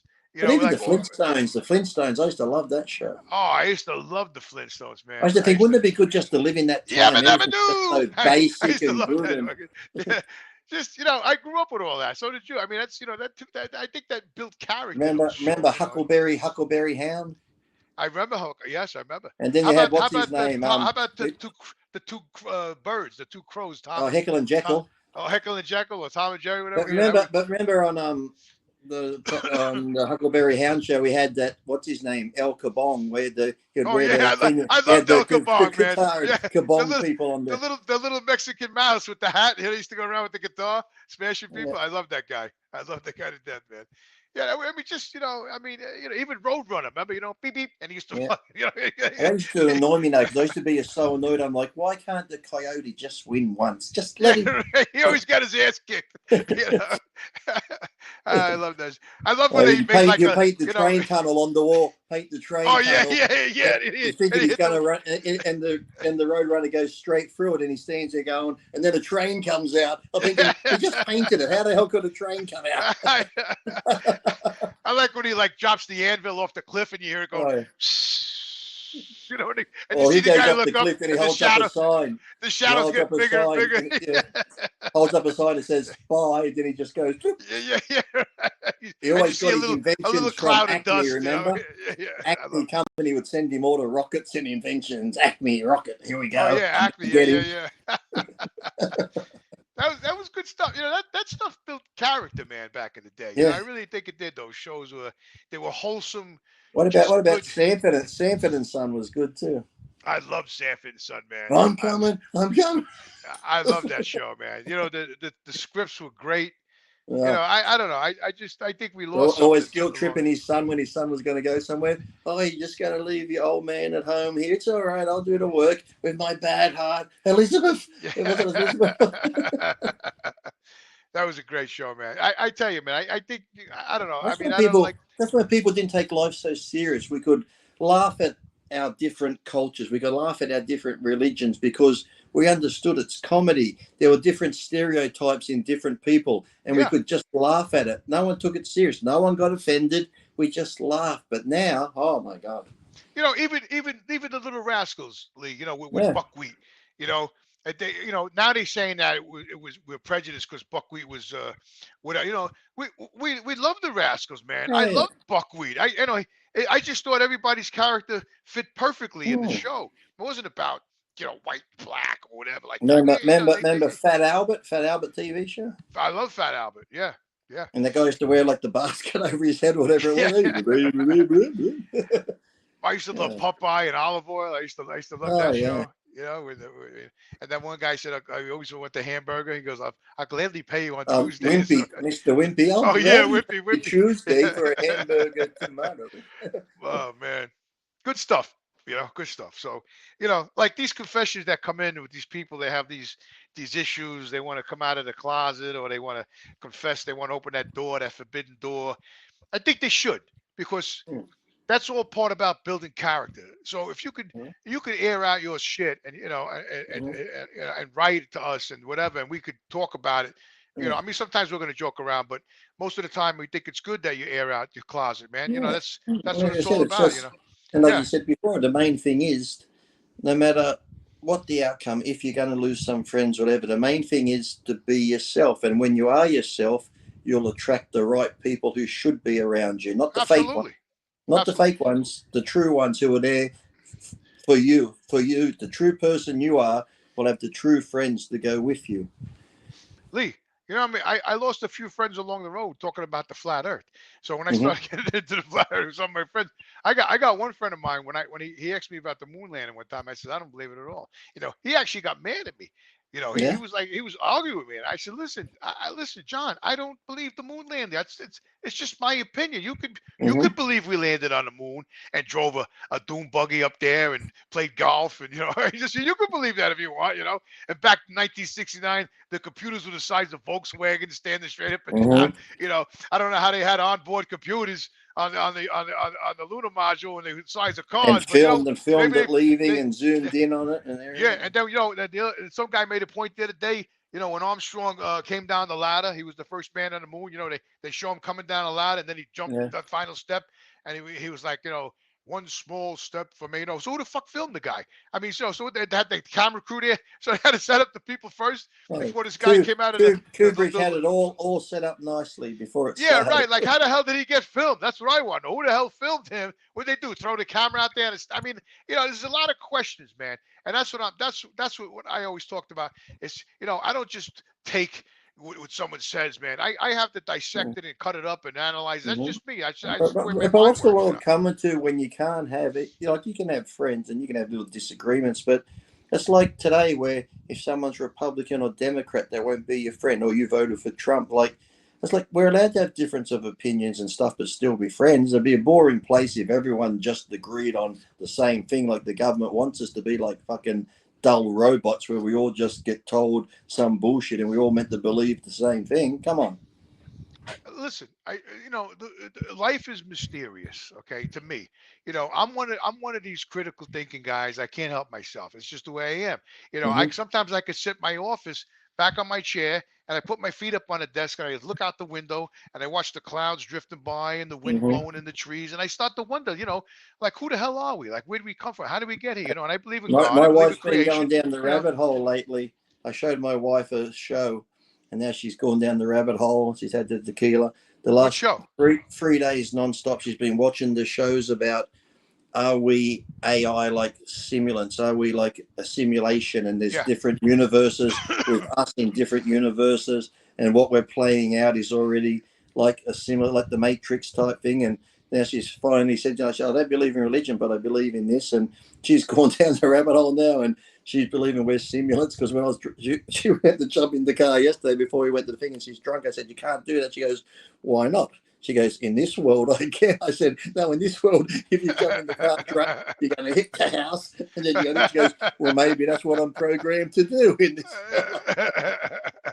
Well, yeah, she might be right. Her life is foretold. I mean, listen, we don't know really. I listen to all the scientific, jib jab and chatter, and I don't believe in the Big Bang. I don't believe it. I don't believe that there was nothing in existence before the actual universe. I don't even believe in space, but I don't want to get too deep into it. People think I'm crazy, but so their theory is that there was some finite pinhead, heat that just heated up, and then it just blew up, and then all of a sudden this universe came into being, and then planets, gravity, planets like dust particles. Have you seen those shows where it's where is it? They're over like 2,000 years old, and they're in the mountains and the rocks where they've got those copper pipes and working gears and stuff that they're like, well, how would they have copper pipes bringing water back in that day when they didn't have the technology, and they got all these working gear things, mechanical things that over 2,000 years ago they wouldn't have had these type of machines, the stuff. So I sometimes tend to think maybe whoever created us, at somewhere along the line, we get to a point where I think we either just get too greedy and we kill ourselves off and destroy ourselves, or whoever they are, they go, you know what, you just haven't learned anything, and they just wipe us out. And then when we start again from nothing basic, when we go find all these artifacts, it's stuff that we have already done beforehand, but because we didn't learn our lesson, they've wiped us out. And each time we start again, we're just finding stuff that we built, our other generations have built before us. We've done already. Exactly. Yeah. Listen, I'm not saying I know everything, but I do a lot of meditating on stuff, and I talk to people about it. Some people find it very interesting. Some people think I'm out of my skull. But I might be, but I like to think about stuff, and then we talked about before, things. Like the carvings, like back in ancient Egypt, and there's pyramids all over the world. How did they build pyramids all over the world? Like, what did Egypt, fax over blueprints to Mexico, and they built pyramids? Or like, how did they, and not only that, they're almost in the same location in each different country where the stars are, and that they're almost in the same locations. Right, they're lined up to the stars, the Orion. That's what the Giza is, the Pyramid of Giza. And, anyway, so even the carvings, the hieroglyphics on the obelisk, like how the hell did they do that? Like perfect. Well, even like in that carving. one pyramid where they got that stone, you go through and there's a stone in there that's so massive. There's a guy, I think he's into like buildings in New York and that. He goes, we don't have a crane strong enough to lift that stone into place. The size of that stone and how big it is today, without technology and the big cranes that we have that you see building bridges and stuff, he goes, we don't have one that could move that. So you often wonder, how did they have the technology to do it and carve it? And they say, like, even with the laser cutters we have now, we couldn't cut it like that. And they're meant to just have had chisels and stuff back then. So, you don't have to believe in whatever, but you got to have an open mind and just figure there has to be something bigger than us out there, whether it be God, whether it be aliens, whether it be us in another life form that we've destroyed ourselves and come back. It's like, you just got to have an open mind. You just can't be like, it's this or nothing else. You got to be sort of, Exactly. You can't just, go on something that, somebody like what they told us and we're supposed to like, that's what they want us to do. That's what the governments want you to do. We're telling you this and you've got to believe it. Nothing else. Listen, like I said, man, hieroglyphics, carvings, stones. I mean, I saw a video one time. They had 3 payloaders with forklifts on. They went on 3 payloaders went under one of these stones in Egypt, and they were trying to lift it, and the payloaders went up in the air off the ground. They could 3 payloaders couldn't lift this one stone. I mean, you're telling me that men did this? 1,000 men with ropes and wooden. Rollers and just kept rolling it and moving the logs and roll it again. With ropes, all these guys had the rope and they're pulling this gigantic. I can't believe it. What about that one? There's like I think it's in Japan or somewhere or some country where they got that castle that's built on the hill and it's trees and that, but all the rocks and that they took up this mountain. But the rock quarry's like hundreds of miles away. So it's like, how did they get these rocks from there all the way here and then get them right up the top of this mountain to build? Exactly. It's like, then you talk to like one of these unwoke people, and they'll say, "Well, come on, they put them on a rafts, and they took them down the river, and all." Some people always got some kind of. They always got an answer. How big a rock would you need to put a rock on like that? You need the Titanic, and it'd probably still sink. Exactly. So I sometimes I gotta ignore people. I don't get mad at them because I know their mind. Their mind is probably. Clothes with all the aluminum we absorb and the poison toothpaste and the chloride and the water, the fluoride, all this shit. It's petrifying our pineal gland. That actually lets us go beyond our thoughts. Those special injections we had to get. Special injections. I mean, I think there's something a lot more. I believe in God, so that's my belief. I believe there's a creator. I don't think that we just came out of a mud puddle, 50 billion years ago. I just don't. I don't believe it. And I have these conversations with Dave sometimes, and a lot of times he'll start to listen to me, but then he'll back off and he'll go back to evolution because he believes in evolution. But then Dave believes in people visiting him in different forms once they've passed on. So Dave he must be on the fence a bit here, Dave, sometimes. He goes back and forth because we had conversations on the phone before where he would ask me questions when I discussed the plane that we live on, not a ball. I mean, it's just common sense. I mean, like oceans. That my thing is the two major things that really have a conflict with it, is the world's oceans and the atmosphere. So we live in space, right? Supposedly on a ball. So how is and the space is a vacuum. There's no atmosphere, so you can't have a pressurized. It's like a car tire. You have pressure inside the tire, but it has to be contained, right? If you put a hole in the side of the tire with an ice pick, the pressure is going to come out. So how the hell does a pressure? Now we have a pressurized atmosphere, right? I mean, you listen to the news report: low pressure, high pressure, coming in this way, that way. So how the hell do we have a pressured atmosphere, butt up against the vacuum of space? How does that work? How does the atmosphere just hover, right against the vacuum of space? I mean, how does that how does that actually work? Like, at what point does, you know, the atmosphere, if it was true, We are being should just held. We are drift. being held in God's hands, Jimmy. We're being held in God's hands. Well, I think there's more to it. You know, it's not just a ball spinning around. You know, and the world. What really pisses me off is the world's oceans. I mean, you know, you take water. You know, you have water like this. If you turn the bottle, the water. So water finds its own level no matter what. So how the hell could you have water on a round ball? And I don't want to hear gravity, because gravity is total bullshit. All right. So you got gravity. So how the hell? So down in Australia where you live, all right, you could stand on the beach, watch the waves come in, watch the seagulls fly. You know, and you're just standing on the beach, the wind's in your hair, because you got hair, I don't. And you're standing on there, and all this is happening while you're standing upside down, because gravity got you holding you to the ball, and holding all these megalithic tons of ocean wrapped around a ball. You know, so if we really lived in a ball, why don't you just take the Hubble telescope, turn it around, and zoom in to the bottom of Australia and show me a freaking ship sailing upside down in Australia? Let me just see it. Give it to me in real time. Let me see the ship sailing upside down. You know, you tell me that a ship is sailing down Australia. Huh? Follow the ship leaving Los Angeles port, coming to Sydney port, and show us it going around, or do we see it just going straight across to Australia? Yeah. Just let's get it over with, man. Just, you know, give us a live feed, man. You know, let me see the ship. Let me see the plane leaving New York, going to Australia. You know, Sydney. You know, going down a ball. You know, that's the other thing too. So you're leaving Sydney. I don't know how long of a flight it is to New York. I mean, it's got to be more than 12 hours, right? Flying from Sydney to Sydney, I think when they do Sydney to New York, it's going to be about 17, 18 hours nonstop. Okay, 17, 18 hours. So I flew to Japan. That was a long flight too. So anyway, so the Earth is turning at 1,000 miles an hour constantly, right? That's how we get the rise and setting of the sun, supposedly, right?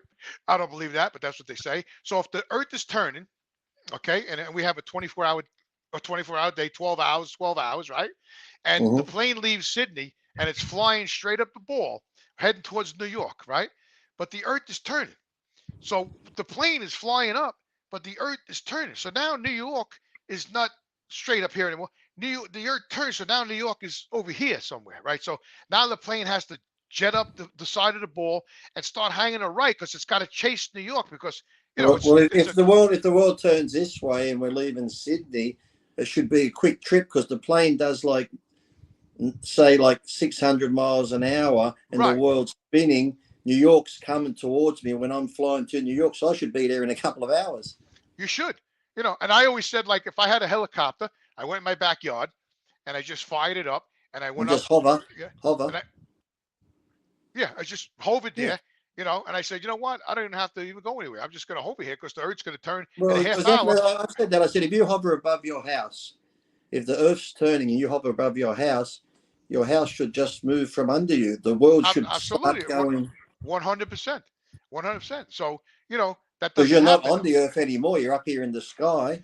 So if I just hovered in the sky, the scientific community will tell you that the gravity, that the atmosphere is velcroed to the Earth. So as the Earth turns, the atmosphere turns with the Earth. That's why if you come off the ground in your yard, you're just gonna, it's bullshit, man. You're telling me that gravity holds the atmosphere in place? I mean, so how do you fight that when you're flying east and west? You got to fight the velcroed atmosphere. You got, I mean, it's total nonsense, man. It's total nonsense. I can't believe it. I'm never gonna buy it.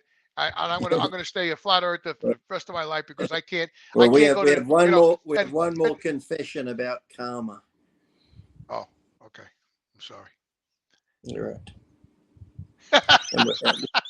We've lost Tyler. Did Tyler fall asleep? Oh, sorry, guys. He was like, "Oh my God, Jimmy's going." I was just getting out of here. I got my grill warmed up. I was getting the smash burgers ready. Oh, so I got one more thing. Last confession. You posted that nice big steak. Wait, hold on, Tyler. Lee, so if you're standing on the beach in Australia, right? And you're looking from left to right, right? Okay. On the beach, I'm looking left to right, yeah. On the ocean, right? So you look all the way to the left, as far as you can look, you know, where the water touches the land, and then you look across the ocean all the way across. I see the other. Because if I stand on my beach, I'll see Nelson Bay headlands. It's right there. On a clear day, you can see the headlands of Nelson Bay there. And if I look this way, I'll see the cliffs near Newcastle Beach. Okay.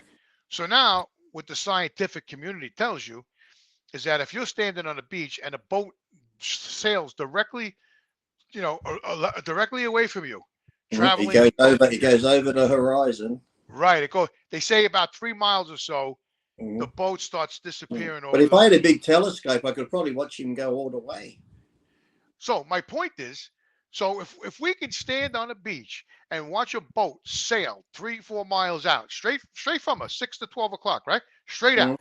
And we start to see it disappear because it's going over the curve of the earth. Okay. Yeah. So how come there's no curve this way? Okay. We could see hundreds of miles this way, right?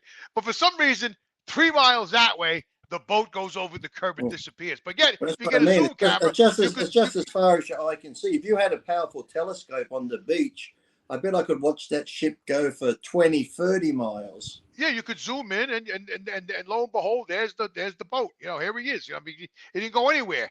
It's just the refraction and the light refraction, and your eyes can only see so far. So of course the boat disappears. Hey, how about this last confession? Oh, hey. Hey guys. Tyler, we're enjoying ourselves. Lee and I are enjoying ourselves in a conversation, and you just look like you just want to get off and go home and make your hamburger. He does. He's hungry.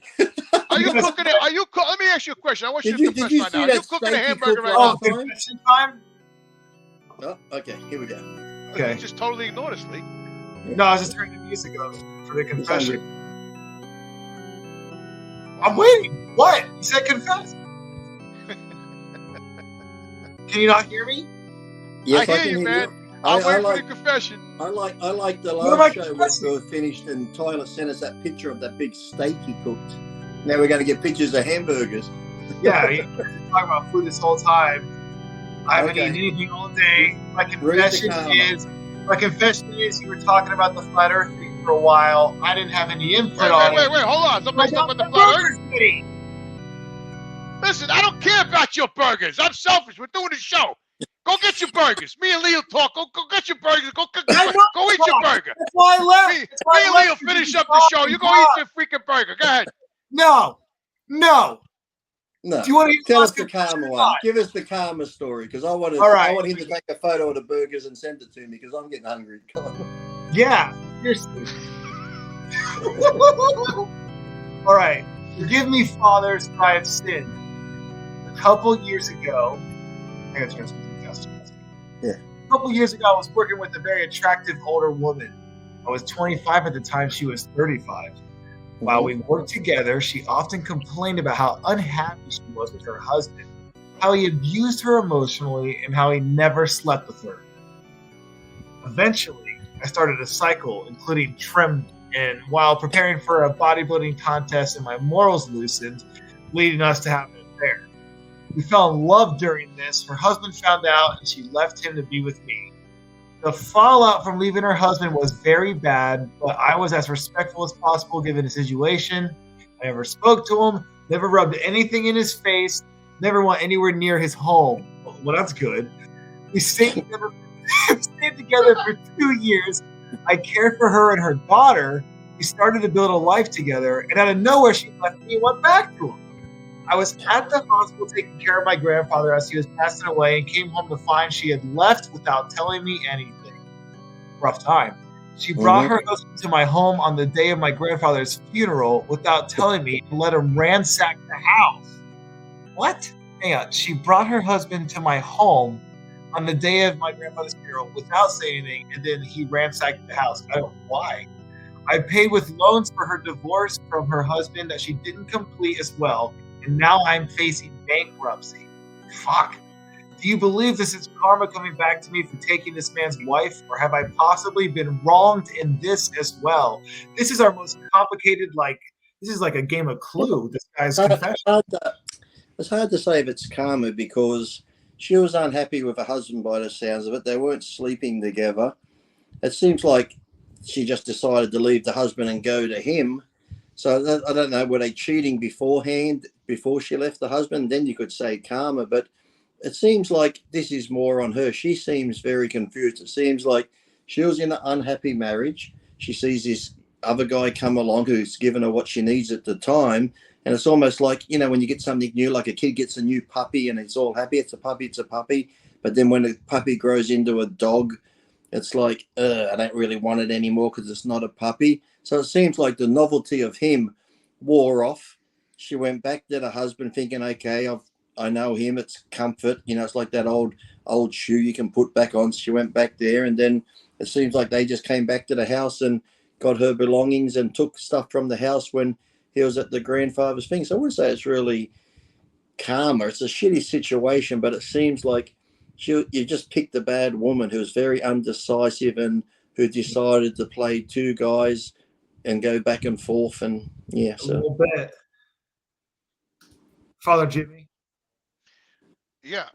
So I don't know, man. I was always one, you know, listen, I was with a lot of women in my life, and I never really, maybe once I did it, but I really, I really never did anything like that. I never really believed in, you know, messing with another man's, you know, especially a married woman. Mm-hmm. I don't. I think it's bad. I think Yeah. karma can come out of that. I do, Yeah. because you know, if two people are married, they took oaths, you know, and you know, sometimes they get married a second time, and you know, it's that's Mm-hmm. against the scriptures And too. the thing is, You know, too, if she's cheating on her husband with you, why wouldn't you think that she won't exactly, cheat on you? exactly, right? Because You know what type right, of woman she is, then you and him too right, is a fault too. But if she's going to cheat on the husband and she's going to be with you, wouldn't you be exactly, thinking, wow, at some point she's going to do the same to me? absolutely, 100%, absolutely. So, you know, if you meet a snake in the grass, you know, it's going to be a snake in the grass a year or two later. So this woman actually cheated on her husband, which was wrong, and this poor gentleman got involved, and then he caught the brunt of the of the repercussions of this woman, that you know, she cheated, and you know, and what the hell is going to make you think she's loyal to you? She cheated on her husband, you know, with you, Mm-hmm. and now that she left the guy, and you think she's going to be loyal to you, you're out of your mind. So you made a mistake.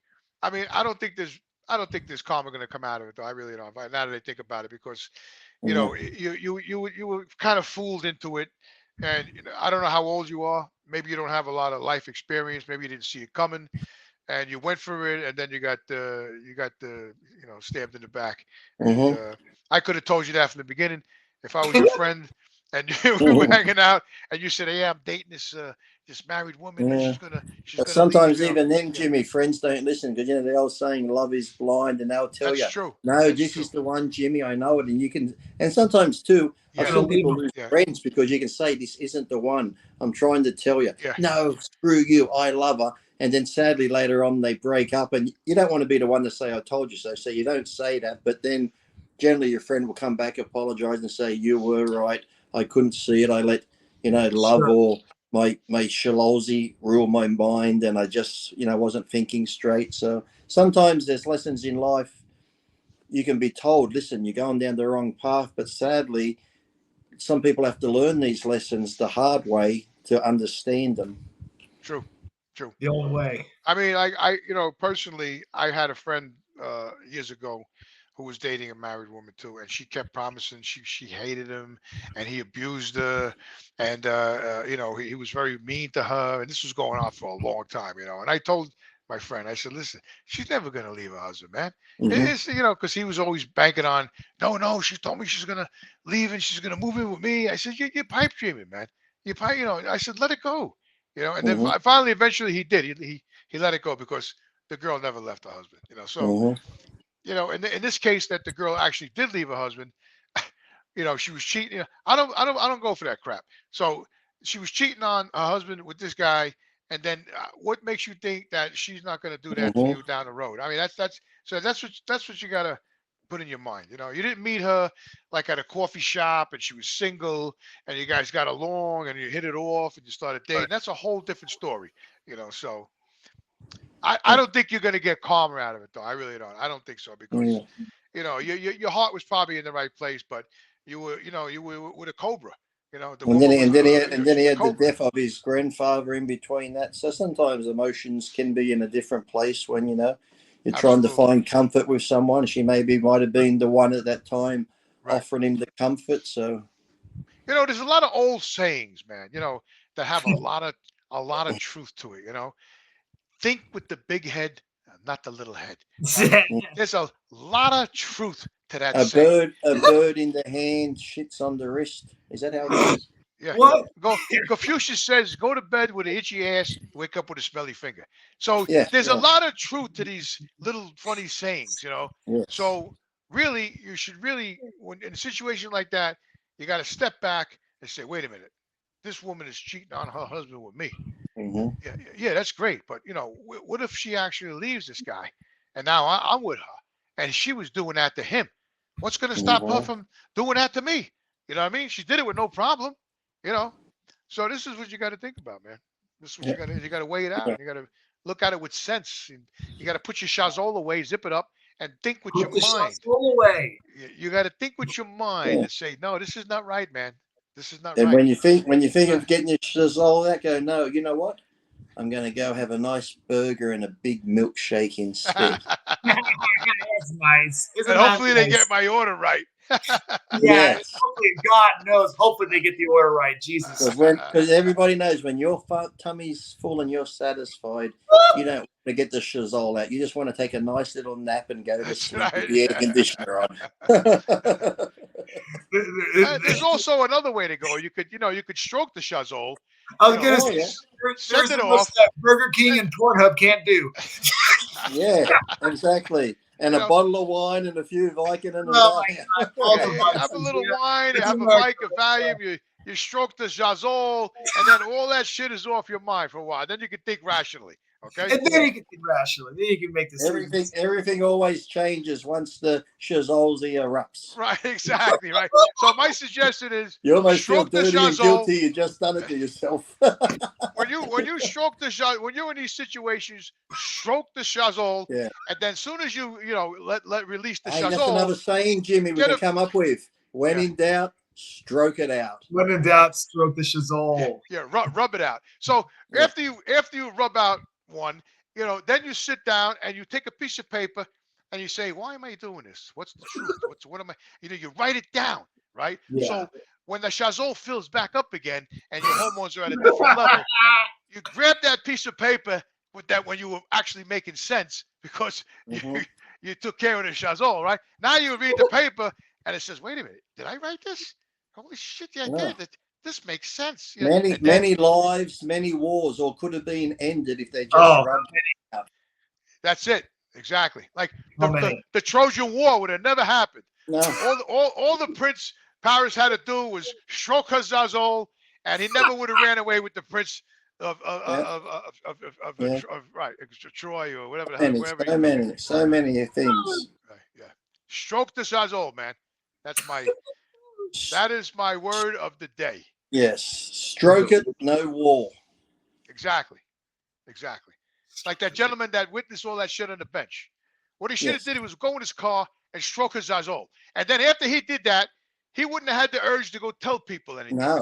He stroked his zazol and he says, wait a minute, that's bullshit what I just saw. I'm going to let it alone. But he didn't do that. At a different level.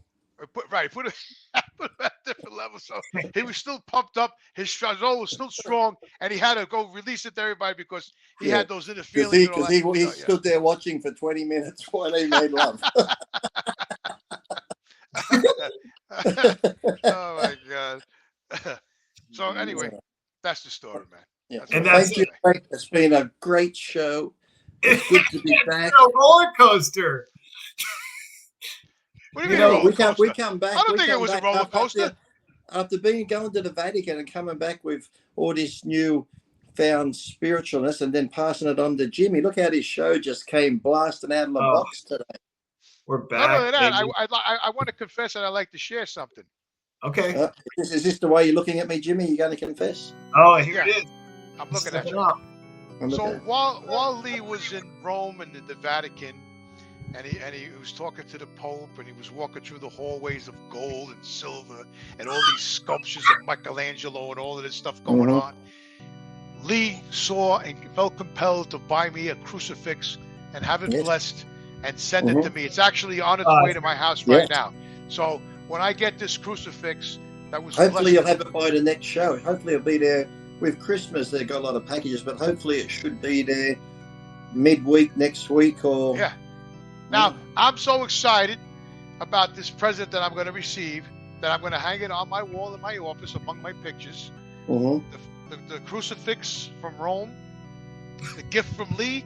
I got you a nice little wooden. I got you a nice little wooden one with like Jesus on it too that you can wear around your neck. I got from the Vatican for you. And I'm going to do that also. I'm going to wear that because that'll be my protection while I'm driving these atomic bomb trucks and going upstate, back and forth on all the highways and the bridges. It'll give me my safety.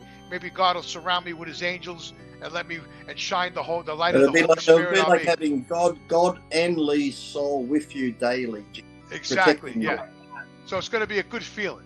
All right. Yeah. So when you feel like you're feeling down, you can just touch it. You can just touch it and go. Touch it and go, Lee sent this to me. I feel better now when you're having a bad fall. That's right. Exactly.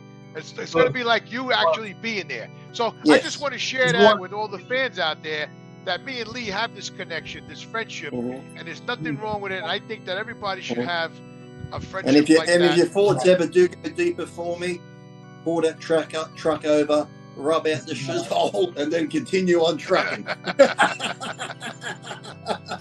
Now I have to confess that, Dave is among us, and he is my dear friend. Dave is among us. I do actually call him sometimes and console my brother Dave, because he does help me a lot too. He's very knowledgeable, and even though he don't believe in the flat earth, I still love him to death. You're in a little magic hole. Baxter's looking at us like we're crazy. He's like, get me out of this show. I want no part of this. Yeah, get the hell out.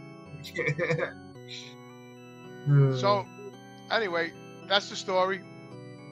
Are we ending this show now? Yeah, the end. I guess until next Friday, we're back, baby. Thanks for joining us. Thank you, Fathers, Cardinal Lee, Father Jimmy. It's great to be back with you guys. So wait, Tyler, before you cut it off, all right, give them the website. We got on now. On the bottom. There it is. Okay. Oh, good. Because we're gonna religiously do the show now. And even when we say confession, sometimes it might not have to be a confession. Like Jimmy said, if you just have something bothering you that you need to get out, that you just feel boiling up inside that you can't tell other people, doesn't have to be a confession. Just tell us. And what do you think about this? Like, for example, what did you think about progressive porn? That's always great. You can throw those at us. Yeah. So the thing is, we're keeping you anonymous, so no one knows who you are. But if you have these inner feelings and these thoughts in your mind, or demons talking to you, or whatever the case may be, and you want to elaborate with us, and because we have demons that talk to us too, and we want to elaborate on the stories, and we can help you, we can share, and we can talk it out. It's kind of like an AA meeting, same thing. That's right. 5-6 guys. Just know you're not alone. Right. That's what we're trying to you're not alone. Exactly. Right. So now AA is full of ex-alcoholics, whatever format, and they don't drink anymore, but they share stories, and that keeps them strong. So we do the same thing in a different way. We're like RR, retired retards. Right, we're retired retards. So we're on the bench now, but we can give advice. We've done it all. We've been there, and we like to help out, and we feel good about it, and we feel good that we know that we're helping you. So that's a big thing for us. So please share. That's all I got to say about it. There you go. See y'all. Well, we're gonna figure. So we should say we're rolling Fridays, but we're gonna. You've been drinking too much, Tyler. You can't even speak. What's going on? How to word it.